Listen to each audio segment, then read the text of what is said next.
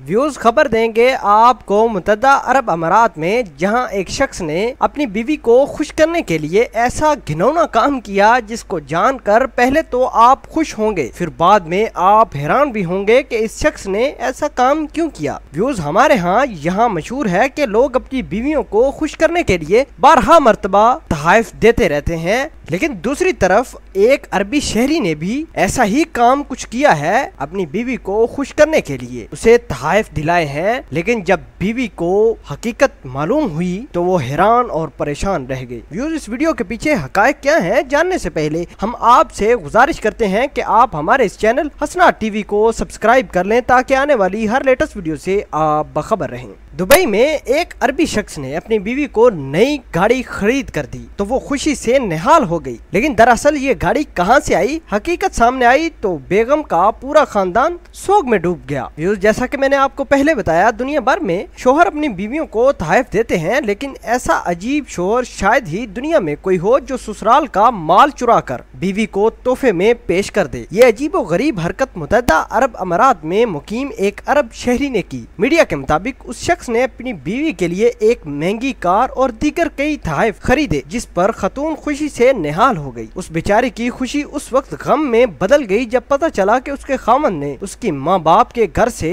1,30,000 दिरहम यानी पाकिस्तानी 43 लाख रुपए मालियत के जेवरात चुराए थे, और बाद में उन जेवरात को बेचकर अपनी खतून को खुश करने के लिए एक नई नवेली कार खरीदी गई जो उसे बतौर गिफ्ट दे दिया गया। खतून के अहले खाना की शिकायत पर उसके शोहर को गिरफ्तार कर लिया गया और उसके खिलाफ कानूनी कार्रवाई शुरू कर दी गई। मुलजम के वकील ने अदालत को बताया कि उसका मुवक्किल ज़हनी मसाइल से दुचार है। अगरचे इब्तदाई तौर पर उस शख्स को 2 साल कैद की सजा सुनाई गई है, लेकिन फिल वक्त वो नफ्सियाती इलाज के लिए अस्पताल में दाखिल है। व्यूज आपके ख्याल के मुताबिक क्या अरबी शहरी ने अपनी बीवी को खुश करने के लिए ऐसा काम करना चाहिए था या नहीं? आप इस पूरी खबर को किस तरह देखते हैं, कमेंट सेक्शन में अपना इजहार ख्याल जरूर पोस्ट कीजिएगा। मिलते हैं एक नई वीडियो में, तब तक के लिए आपसे इजाजत चाहते हैं। अल्लाह निगहबान।